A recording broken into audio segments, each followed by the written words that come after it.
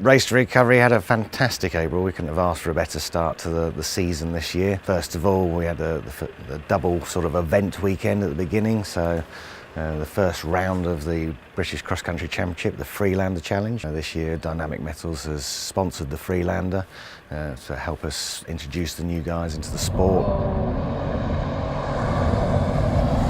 Guys had a fantastic time at the first round. They absolutely loved it. Baptism of fire with the Welsh weather on the Saturday. It was sideways rain and wind. But yeah, they're all looking forward to the second round. And at the same time on the Saturday was the second round of the Defender Challenge.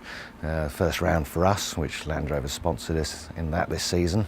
Tony, who'd not even sat in the car, let alone driven it, started off nice and cautious, built in each lap and managed to pit first by the end of the day. So yeah, we came away with a double win that weekend, which we couldn't have asked for more for the start of this season. The guys are, absolutely love the events. They've come away very enthusiastic about carrying on, which is brilliant. So yeah, it was a good introduction. Moving on from, that incredible result that weekend, the weekend after that was Easter weekend. So that was time off for everyone, family time, eating too much chocolate, that sort of thing.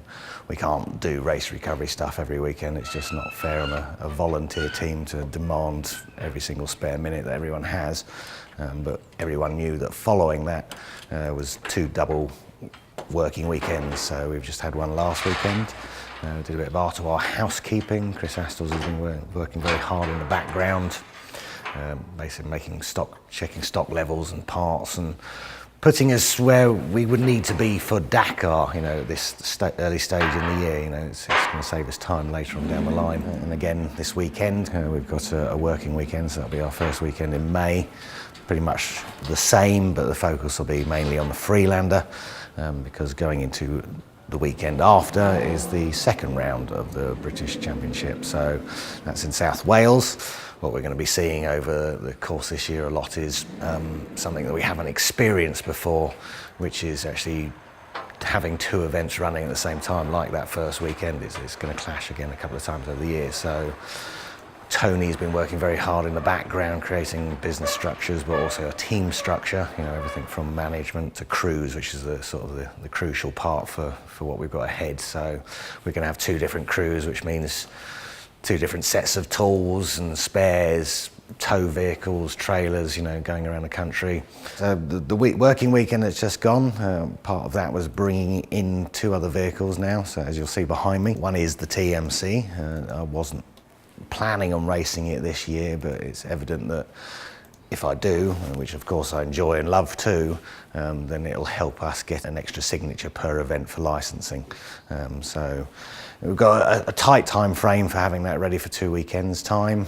It's been sat over the winter, so I think there's quite a bit of work to do to it. We'll see if we can squeeze that in as well. And then the other thing is, there's this Defender here, which has sort of been an ongoing project for me for a while. The idea is this will be a Race2Recovery support vehicle, so it's the 300 TDI 110.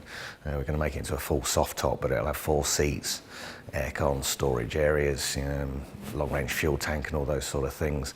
And that kills two birds with one stone, really, because doing this vehicle helps get another vehicle into the fleet, but also helps train the guys up with the mechanics. We've got a working weekend coming up, which is just the Saturday and Sunday. Again, let everyone have the bank holiday Monday off. But that'll be prep for the second round of the BCCC, the Freelander Challenge, where we have two of the new guys step into the car and do their thing for the weekend. So we'll cross fingers for the same sort of result that we had a few weeks ago. And then the in-between part of the month will be preparation for the end, which will see us doing our first show of the season. It's the Royal Bath and West Show. It's a new one. We haven't done it before. Kindly Matt Smith from Extreme Off-Road has invited us down there. He normally does that event, but he's offered Race2Recovery to go down. What we'll do is we'll take 2 Wildcats, do paid passenger rides. People will be able to meet the team, have a chat. We'll have merchandise for sale, all that sort of thing. And yeah, we're looking forward to that. I think there's about 100,000 people over the 4 days, so it should be a busy one, and that'll kick off our show season as well. So we are squeezing a lot in. One very good thing that's happened is Alex Savary, who's one of the team members who came in just before Dakar and did Dakar with us this year. He had a brilliant idea of us taking Emily, which was the car that got rolled on Dakar, down to his place at Roof Tents, which is down in Penzance. It's very hard for Alec to come up here on a working weekend and join in, so that means that he's got a car down there which he can work on in his own time, whether it's during the weekdays when he's got an hour or two here free there, or at weekends. And it helps me out because it's one less car here that we're concentrating on. You know, Gordon's now up together, the engine's been rebuilt in that, so we've got a fully working Wildcat there.